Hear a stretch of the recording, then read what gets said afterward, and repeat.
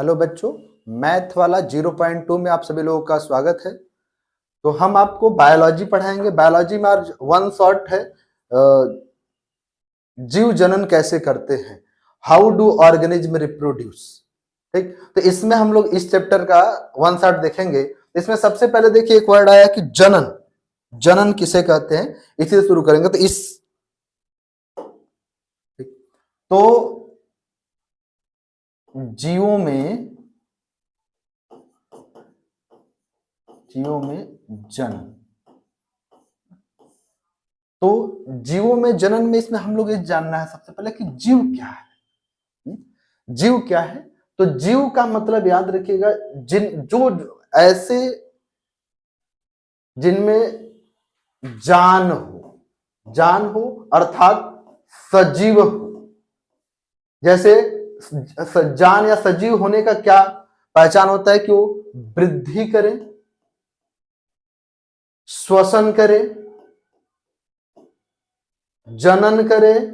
जनन भी देखिए बताएंगे, तो जनन हो और विकास हो इसमें। तो अब हमको ये जानना है कि जनन क्या है, जनन के बारे में। तो इस चैप्टर में सब, जैसे कई बार पूछा है कि जनन किसे कहते हैं, या जनन शब्द को एक वर्ड में परिभाषित कीजिए, या जनन शब्द किसे कहते हैं। तो इसी से हम शुरू करेंगे, जनन किसे कहते हैं। तो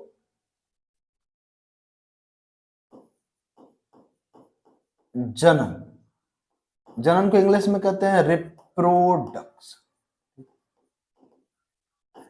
जो हम बोलेंगे इसको ध्यान से सुनिएगा और इसी को नोट करना है आपको, क्योंकि हम लिख नहीं पाएंगे, लिखेंगे तो बहुत समय चला जाएगा। तो जो बोलेंगे उस वर्ड को पकड़िएगा, यही वर्ड लिखना है। जैसे जनन किसे कहते हैं, तो कहेंगे कि प्रत्येक जीव अपने प्रजाति को बनाए रखने के लिए अपने जैसे नए जीव की उत्पत्ति करता है, यही जनन कहलाता है। ठीक, तो क्या बोलेंगे, प्रत्येक जीव अपने प्रजाति को बनाए रखने के लिए अपने जैसे नए जीव की उत्पत्ति करता है, जिसे हम क्या कहते हैं, जनन। ठीक, जनन दो प्रकार का होता है, लैंगिक और अलैंगिक। लैंगिक जनन और दूसरा है अलैंगिक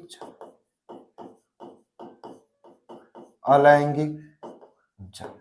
ठीक, तो लैंगिक जनन और अलैंगिक को समझने के लिए सबसे पहले आप जानिए, कोई भी जीव हो, जीव में देखिए भाई हम लोग भी आते हैं, जीव, पेड़ पौधे भी जीव होते हैं। तो कोई भी जीव दो तरह से उत्पन्न होता है, या तो उसमें दो पेरेंट रहे या तो सिंगल पेरेंट। जैसे सिंगल पेरेंट मतलब समझिए, जैसे आप गुलाब का पुष्प जो होता है उसको यदि हम काट के लगा देते हैं तो नया पुष्प आ जाता है।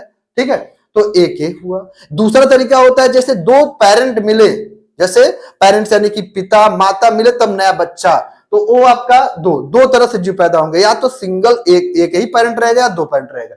तो जिसमें सिंगल पेरेंट रहे यानी कि एक जनक भाग लेकर के नए जीव की उत्पत्ति करता है, उसे हम कहते हैं अलैंगिक जनन। इंग्लिश में बोलते हैं formation of new organism from the single parent, यानी कि एक जनक के द्वारा नए जीव की उत्पत्ति अलैंगिक जनन कहलाती है।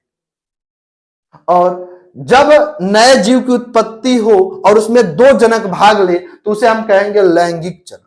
Formation of new organism from the fusion of या from the participation of both parent male and female, यानी कि ऐसा जनन जिसमें दो जनक भाग लेकर के नए जीव की उत्पत्ति करे, उसे हम कहेंगे लैंगिक जनन।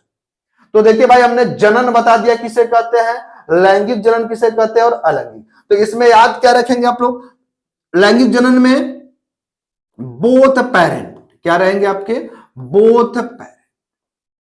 बोथ पेरेंट्स यानी कि दोनों जनक रहेंगे। एक को कहते हैं नर और दूसरा मादा। जैसे आपको नर मादा समझने में दिक्कत होता है, इसको ध्यान रखिएगा, पिता और माता से नर जनन, यानी कि ये मेल बोलते इंग्लिश में, और ये आपका फीमेल, नर और मादा। ठीक, इसमें एक ही जनक रहेगा, सिंगल पेरेंट।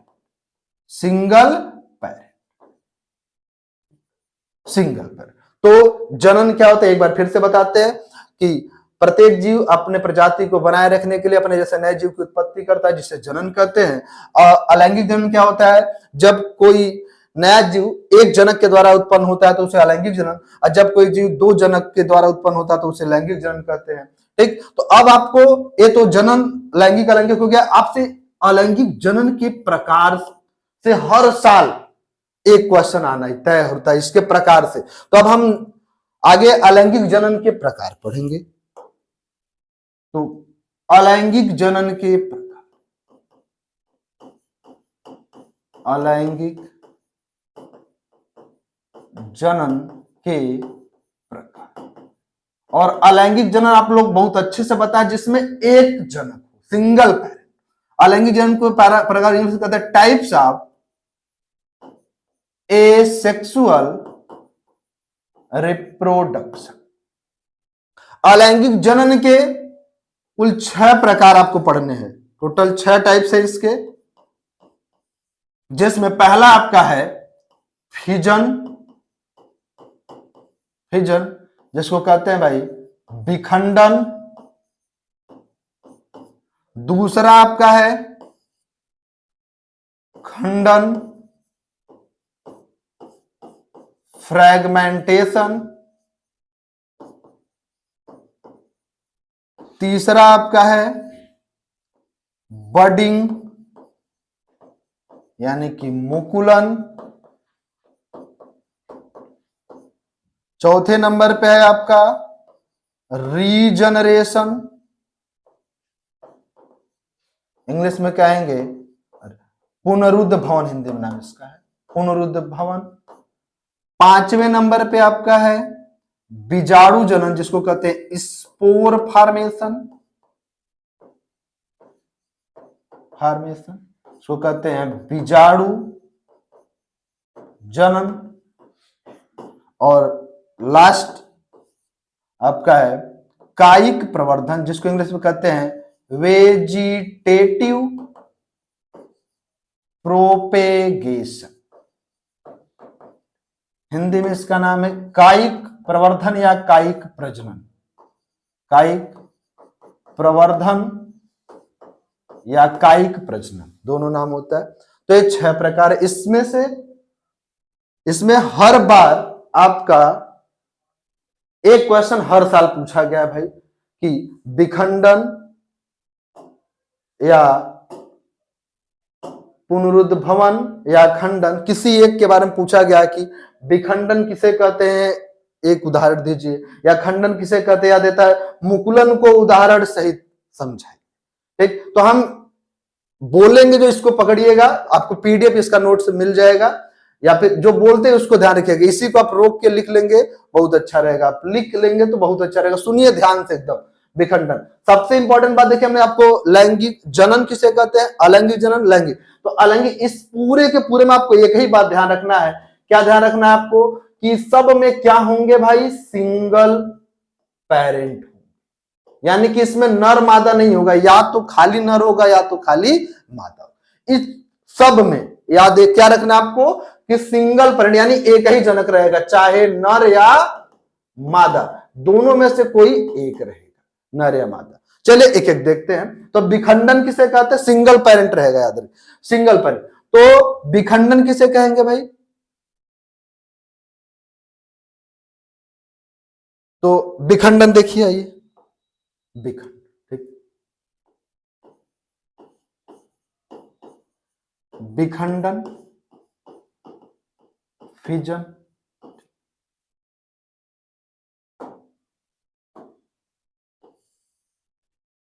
फिजन, विखंडन।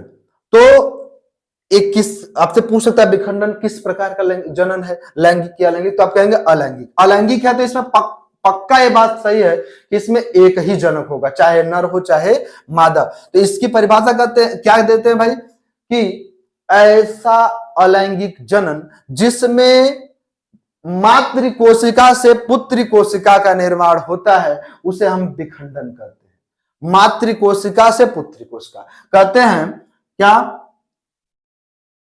एमसी से डीसी। एमसी मतलब मदर सेल, एमसी मतलब मदर सेल, और डीसी मतलब डाटर से, डाटर से। ये है भाई हिंदी में मातृकोशिका। त्रिकोशिका, ध्यान से सुनिएगा हमारी बातों को, सुनेंगे आपको आ जाएगा यहीं पे मातृकोशिका। और यह है आपकी पुत्री कोशिका। तो किसे कहेंगे एक बार फिर से आप लोग बताइएगा भाई कि विखंडन किसे कहेंगे? मातृकोशिका से पुत्री कोशिका का बनना ही विखंडन कहलाता है। यानी मात्र, जैसे आप लोग जानते हैं भाई, कोई भी जैसे पुष्प लिए, जैसे बीज लगाते हैं, नया पुष्प आ जाए 1 2, तो विखंडन का 2 प्रकार का होता है। विखंडन भी 2 प्रकार का होता है आपका। कौन कौन सा होता है? एक होता है binary fission, binary fission. Binary fission को हिंदी में कहते हैं भाई द्विविखंडन। इसको याद रखने के लिए बनरी याद रखिएगा भाई, बाइनरी बनरी फिजन। और दूसरा आपका है मल्टीपल फिजन, जिसको हिंदी में कहते हैं बहु विखंडन, जो कि ये दोनों भी कई बार पूछे गए हैं पेपर में। एक बहु विखंडन, तो ये है आपका बाइनरी फिजन और बहु विखंडन, दोनों देखिएगा। तो विखंडन में हमने सीधे बोल दिया भाई एमसी से डीसी, याद क्या रखना? एमसी से डीसी। हिंदी में क्या कहेंगे? मातृकोशिका से पुत्री कोशिका का बनना क्या कहलाता है? आपका विखंडन कहलाता है। अच्छा, विखंडन 2 प्रकार का होता है। अब तो कोई कह दे विखंडन का प्रकार 2 प्रकार का, कौन कौन? द्विविखंडन और बहुविखंडन। अब द्विविखंडन क्या होता है? ठीक, तो द्विविखंडन कहते हैं कि देखिए अभी समझ जाएंगे आप लोग, एमसी से मतलब कि एक एमसी से 2DC का बनना। हिंदी अब बताने की जरूरत नहीं है आपको, ऊपर है सब। यानी कि एक मातृकोशिका से 2 पुत्री कोशिका का, डीसी मतलब डॉटर से नहीं पुत्री, ऐसे देखिए यहाँ पे। ये है आपका एमसी समझिए। एक ऐसे क्या बने भाई? 2 ठो बन जाए, 2 ठो जब बने तो इसे कहते हैं हम लोग, ये देखिए एमसी, ऐसे क्या बना? 2 ठो डीसी। तो एक मातृकोशिका से जब 2 पुत्री कोशिका का निर्माण होगा तो उसे कहेंगे बहु द्विविखंडन। उसे क्या कहेंगे? द्विविखंडन। इसके एग्जाम्पल जरूर याद रखिएगा, उदाहरण। यानी कि कौन कौन सा है उदाहरण भाई? Amoeba, paramecium, amoeba, paramecium, euglena. ठीक, अच्छा, तो हो गया बाइनरी फिजन या द्विविखंडन। कहेंगे एक मातृकोशिका से 2 पुत्री कोशिका का बनना क्या कहलाता है? आपका द्विविखंडन। आते हैं बहुविखंडन पे। तो बहुविखंडन बहुत आसान, जैसे इसमें एक एमसी से 2DC था, इसमें क्या रहेगा भाई? एक एमसी से मोर देन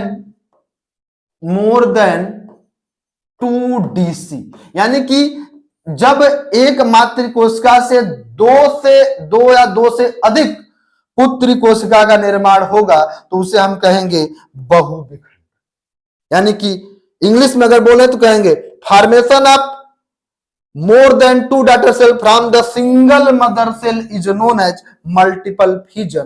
ठीक, एग्जाम्पल याद रखिए इसका, प्लाज्मोडियम। कौन सा एग्जाम्पल है? प्लाज्मोडियम। हिंदी में भी लिख देते हैं प्लाज्मोडियम। ठीक, इसका फिगर देखिएगा, ऐसे रहता है भाई। एक देखिए, एक एएमसी है, एमसी, इसे देखिए कैसे बनता है ऐसे। ये प्लाज्मोडियम का फिगर आपके एनसीईआरटी में दिया हुआ है फिगर है, आप देख सकते हैं उसमें भी जाके ऐसे ऐसे ऐसे देखिए, इसमें एक से कितना ढेर सारा बना है, तो ये आपका प्लाज्मोडियम। तो ये हुआ विखंडन किसे कहते हैं, समझ गए आप लोग। एमसी से डीसी बने, अगर एक एमसी से 2DC तो द्विविखंडन, अगर एक एमसी से 2 से अधिक या अनेक बने तो उसे बहुविखंडन कहते हैं। ये पहला हुआ आपका अलैंगिक जनन के प्रकार का। दूसरा देखते हैं कौन सा है भाई? दूसरा देखते हैं कौन सा प्रकार था? दूसरा खंडन, खंडन, जिसको इंग्लिश में कहते थे फ्रैगमेंटेशन। ठीक, फ्रैगमेंटेशन क्या होता है ध्यान दीजिएगा। फ्रैगमेंटेशन तो कहते हैं यह एक ऐसी अलैंगिक विधि है जिसमें जनक का शरीर, जो पेरेंट रहेगा, उसका शरीर अचानक से 2 या 2 से अधिक खंडों में टूट जाएगा और जो टूटा हुआ खंड रहेगा वो पुनः वृद्धि एवं विकास करके नए जीव का निर्माण कर लेगा। इसे हम क्या कहते हैं भाई? खंडन। ध्यान से सुनिएगा बातों को, इसी को आपको नोट करना है। खंडन किसे बताएं? फिर से एक बार सुनिएगा, क्या बताएं? ऐसी अलैंगिक विधि जिसमें जनक का शरीर अचानक से दो या दो से अधिक खंडों में टूट जाता है। अब प्रत्येक टूटा हुआ खंड अपने जनक के समान नई संरचना बना लेती है, इसे हम खंडन कहते हैं। जैसे एक एग्जाम्पल से समझेंगे हम लोग इसको। जैसे एग्जाम्पल इसका याद रखिएगा भाई, स्पाइरो गायरा। स्पाइरो गायरा, गायरा या गायरा भी होता है कहीं कहीं पे, गायरा। ठीक, स्पाइरो गायरा कैसे समझेंगे इसको? देखिए, ए है स्पाइरो गायरा, बना रहे फिगर, ये देखिए ए स्पाइरो गायरा है, ए स्पाइरो गायरा है, जनक का शरीर है। अब ये जब टूटेगा भाई, देखिए मान लीजिए देखिए ऐसे टूटा, एक यहां से टूट गया और एक यहां से, तीन टूट गया। देखिए तीन खंड बना इसका, एक दो तीन, क्या तीनों खंड बना? ऐसा देखिए, एक दो तीन, यहाँ पे देखिए इसमें दो आए और इसमें कट हुआ तीन, ये बना तीन। तो यहाँ पे फिर ही क्या करेगा? एक खंड हुआ, ये वृद्धि करेगा, वृद्धि करेगा और जैसा जनक का शरीर है वैसा ही बना लेगा। तो यही क्या कहलाता है आपका? देखिए,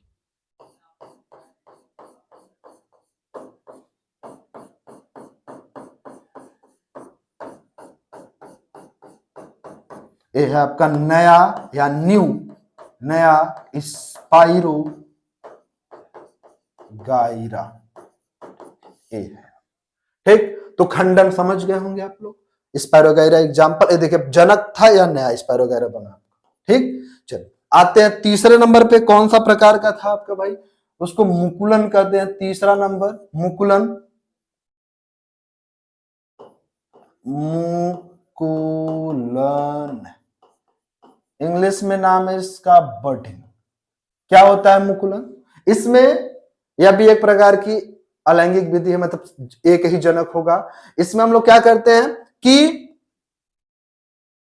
इसमें जनक के शरीर पे अचानक से उभार आ जाता है, जिसे मुकुल कहते हैं। और यही उभार क्या करता है? वृद्धि करते करते नए जीव का निर्माण करता है। तो उसे हम क्या कहते हैं भाई? मुकुलन कहते हैं। जैसे एक एग्जाम्पल से देखिएगा, एग्जाम्पल जैसे इसका एग्जाम्पल है इष्ट, याद रखिएगा एग्जाम्पल इष्ट एवं इष्ट ही पकड़िए, इष्ट। ठीक है, इष्ट देखिए कैसे होता है ऐसे, ये देखिए ये इष्ट का फिगर बना रहे ऐसे। क्या होगा? इष्ट है, इस पे अचानक से एक उभार आ जाता है, देखिए कैसे, ऐसे, जिसको हम क्या कहते हैं भाई? मुकुल। क्या कहते हैं?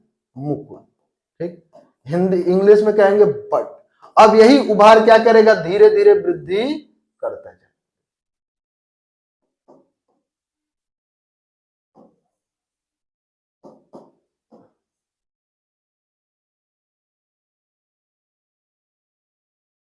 अब ये दो, फिर दो में बढ़ जाएगा, यहां से देखिए दो, तो ये हुआ आपका, देखिए यानी यहां पे देखिए इष्ट था, ये इष्ट है आपका, ये देखिए दो नया नया इष्ट बना आपका, नया इष्ट। ठीक है, तो मुकुलन किसे कहेंगे?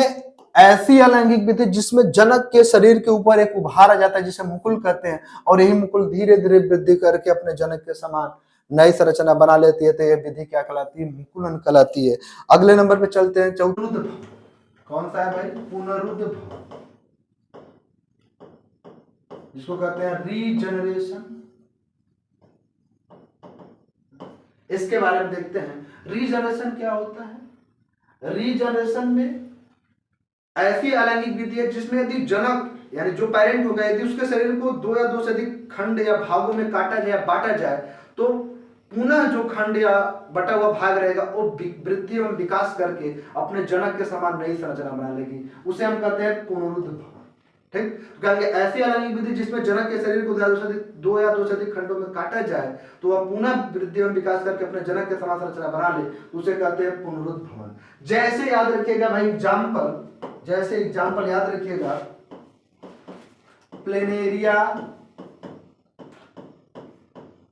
प्लेनेरिया और एक याद रखिए हाइड्रा। चलिए हम एक एग्जाम्पल इसको समझाते हैं। प्लेनेरिया का देखिए एक एग्जाम्पल है, ये प्लेनेरिया जीव है, ये जीव है आपका।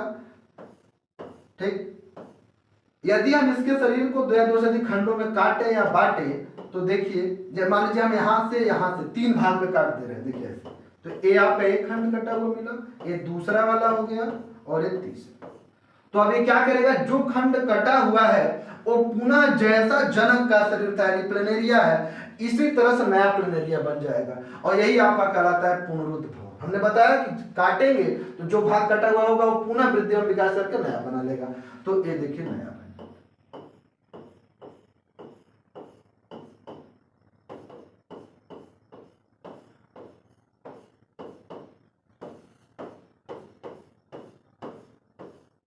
ये आपका नया प्लेनेरिया, ये जनक शरीर था पेरेंट का और नया 3 बना, ये है आपका पुनरुद्भव।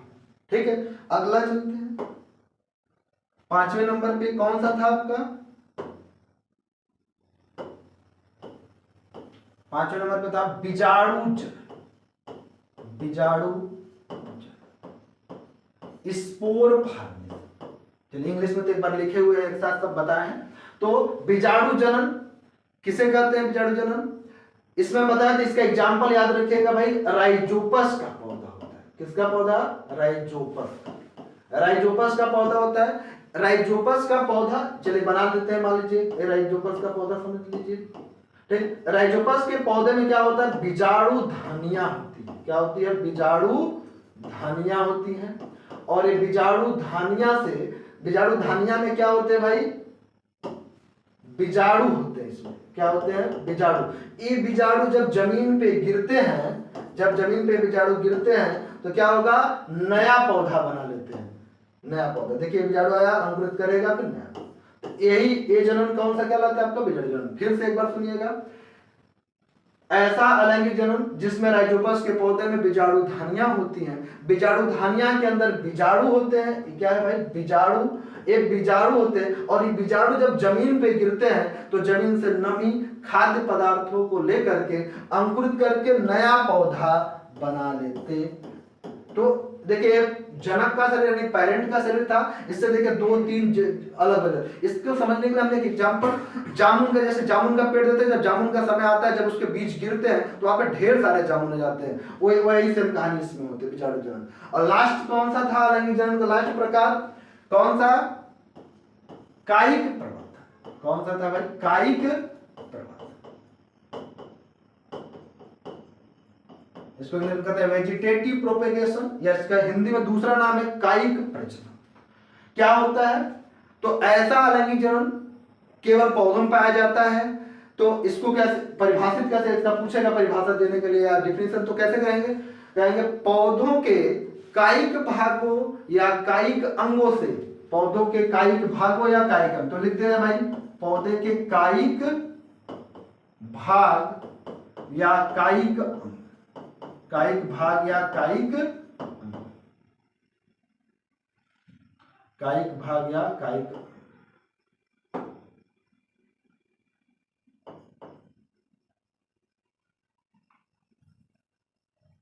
कायिक भाग या कायिक। तो आप लोग को पता होगा, नहीं पता होगा तो जान लीजिए, कायिक भाग या कायिक अंग 3 होते हैं, जड़, तना और पत्ती। ठीक, जड़, तना और पत्ती 3 होते हैं कायिक अंग या कायिक भाग में, जड़, तना और पत्ती। तो इसको इंग्लिश में भी कहते हैं रूट, स्टेम एंड लीफ। जड़, तना, जड़, तना और, तो आप लोग जड़ वाला और तना वाला तो सब लोग जानते होंगे, जितने लोग देख रहे भाई सब लोग जानते होंगे, जड़ वाला, तना वाला और पत्ती वाला कौन को। जैसे जड़ लगाते हैं, तना काट के लगाते हैं, कलर लगाते हैं, लेकिन पत्ती वाला एग्जाम्पल है, आप लोग थोड़ा अजीब नाम भी है, याद रखिएगा, ब्रायोफिल्लम। ब्रायोफिल्लम हिंदी में इसका नाम है अजूबा, इंग्लिश में ब्रायोफिल्लम कहते हैं, हिंदी में अजूबा इसका नाम, अजूबा का पौधा। यानी ये एक ऐसा होता है कि यदि इसकी पत्ती जमीन पे गिर जाए, इसकी पत्ती यदि जमीन पे गिर जाए तो क्या करेगा, ये पत्ती से नया फिर पौधा बन जाएगा ब्रायोफिल्लम अजूबा का। नीचे से जड़, ऊपर से तना आ जाएगा, नमी मिलेगा, न्यूट्रिएंट्स लेके बना। तो ये फिर से एक बार सुनिएगा, कायिक प्रवर्धन किसे कहते हैं, कहेंगे पौधों के कायिक अंगों या कायिक भागों। कायिक अंग या कायिक भाग कौन होते हैं भाई, जड़, तना और पत्ती। इनसे यदि नया पौधा कोई बन जाए तो उसे हम कहते हैं कायिक प्रवर्धन या कायिक प्रजनन। ठीक, तो एक बार फिर से सब समझते हैं। छौ का छौ कौन कौन सा, देखिए यहाँ पे एक बार में सब अलैंगिक जनन। ठीक, अलैंगिक जनन के 6 प्रकार थे। यहाँ पे देखिए विखंडन, खंडन, मुकुलन, पुनरुद्भवन या रिजनरेशन, बीजाणु जनन या स्पोर फॉर्मेशन, वेजिटेटिव प्रोपेगेशन। यहीं पे एक बार में हम आपको समझाते हैं, ध्यान समझिएगा। अलैंगिक जनन सबको पता है, एक जनक होना चाहिए, सब में एक जनक होंगे। विखंडन फिर से सुनिएगा, विखंडन को सीधे बोले थे कि एमसी से डीसी। क्या? एमसी से डीसी। एमसी से डीसी मतलब, एमसी मतलब मदर से मतलब मातृ कोशिका यानी माता जी, लेकिन इसमें एक ही पेरेंट होगा, मदर से यानी मातृ कोशिका से पुत्र कोशिका का बनना क्या कहलाता है? विखंडन कहलाता है। अब ये 2 प्रकार का बताया था आपको भाई, 2 प्रकार का कौन कौन सा था? 2 प्रकार का कौन कौन सा था? एक था आपका बोले तो बाइनरी या बनरी करके याद रखिएगा, बाइनरी या बनरी फिजन, इसको हिंदी में कहते थे द्विविखंडन। और दूसरा था आपका मल्टीपल फिजन, मल्टीपल फिजन, और हिंदी में इसका नाम है बहुविखंडन। अब एक बार बता चुके, एकदम तेजी सुनिएगा। बाइनरी में बताया था आपको एक एमसी से 2 डीसी यानी एक मातृ कोशिका से 2 पुत्री कोशिका। यहाँ पे देखिए 1 से 2 बना। एग्जाम्पल बताया था amoeba, paramecium, Euglena. Multiple fission में एक मातृ कोशिका से अनेक बने थे, देखिए ऐसे। एग्जाम्पल क्या बताए थे? प्लाज्मोडियम। क्या था? प्लाज्मोडियम। चलिए एक और नई बात बता देते हैं आप लोग के लिए। आप लोग सुने होंगे मलेरिया बीमारी। मलेरिया बीमारी किससे होती है भाई? तो इसी से होता है, याद रखिएगा, प्लाज्मोडियम। प्लाज्मोडियम आप हायर क्लास में यानी 12th में आएंगे तो आपको प्लाज्मोडियम के बारे में और अच्छे से पढ़ने। इसकी 4 प्रजातियां होती हैं कि भयंकर वाली बीमारी जैसे मलेरिया हो जाता है, मर जाता है, तो वह सब इसमें पढ़ना है आगे 12th में। ठीक, तो ये हो गया विखंडन। विखंडन किसे कहेंगे? एमसी से डीसी यानी मातृ कोशिका पुत्री कोशिका। 2 प्रकार का, द्विविखंडन, बहुविखंडन। द्विविखंडन में एक मातृ कोशिका 2 पुत्री कोशिका, बहुविखंडन में एक मातृ कोशिका अनेक। एग्जांपल प्लाज्मोडियम, इसका एग्जांपल अमीबा, पैरामीशियम, यूग्लिना। आते खंडन में क्या बताए थे आपको भाई? खंडन में बताए थे कि खंडन में बताया था आपको कि ऐसी अलैंगिक विधि जो अचानक होती है, इसमें अचानक से जनक कैसे 2 या 2 से अधिक खंडों में टूट जाता है और प्रत्येक टूटा हुआ खंड अपने जनक के समान नई संरचना बना लेती है, तो उसे हम क्या कहते हैं? खंडन कहते हैं। देखिए आप स्पाइरोगाइरा, ये देखिए जनक का शरीर था, इसका टूटा 3 खंड में, तीनों खंड नया स्पाइरोगाइरा बना लिया, ये आपकी खंडन। अच्छा दूसरा पहला वाला भी देख लीजिए। फिर विखंडन में मातृ कोशिका से पुत्री कोशिका बनना, विखंडन। 2 प्रकार का, द्विविखंडन, बहुविखंडन। द्विविखंडन में क्या बताया था? एक मातृ कोशिका से 2, देखिए आप एग्जांपल लिखे हैं अमीबा, पैरामीशियम, यूग्लिना।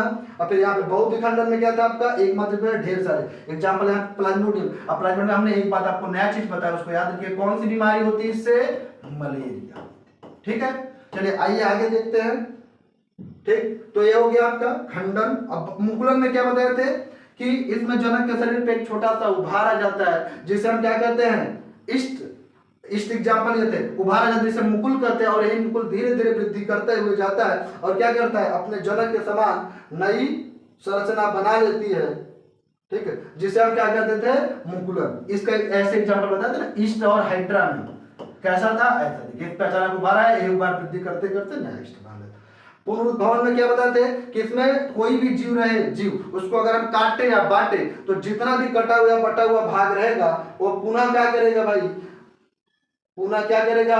वृद्धि और विकास करके, पुनः जो कटा हुआ भाग रहेगा वृद्धि विकास करके अपने जीव के समान नई संरचना बना लेगी। स्पोर फॉर्मेशन में बीजाणु जनन था। देखिए आप फिर से एक बार, इसमें राइजोपस का पौधा होता है, इसमें बीजाणु धानियां होती है, जो बीजाणु होते हैं बीजाणु जमीन पे गिरते हैं, नमी और खाद्य पदार्थ को लेकर नया पौधा बना लेते हैं, बीजाणु जनन। और लास्ट तक कायिक प्रवर्धन। कायिक प्रवर्धन में आपको बताएं, क्या बताया था कायिक प्रवर्धन में? कि इसमें कायिक प्रवर्धन में आपको बताए थे कि इसमें एक पौधन होता है। क्या होता है? पौधन। पौधों के कायिक भाग, जड़, तना, पत्ती, इनसे यदि नया पौधा बन जाए तो उसे हम कायिक प्रवर्धन कहते हैं। इसके बाद हमको कौन सा जनन पढ़ना है भाई? कौन सा? देखिए ये तो हो गया आपका अलैंगिक पूरा कंप्लीट। पहले जनन, लैंगिक जनन, अलैंगिक जनन, अलैंगिक जनन के प्रकार सब के सब आपको बता दिए। अब कौन सा बात बचता है? लैंगिक जनन। और लैंगिक जनन 2 जगह पढ़ना है भाई, पौधों में लैंगिक जनन और जंतु में लैंगिक जनन, जो कि हम अगले क्लास में देखेंगे। अगर आपको वीडियो अच्छा लगा हो तो शेयर करिएगा और सब्सक्राइब करिए, लाइक करिएगा। ठीक है, थैंक यू।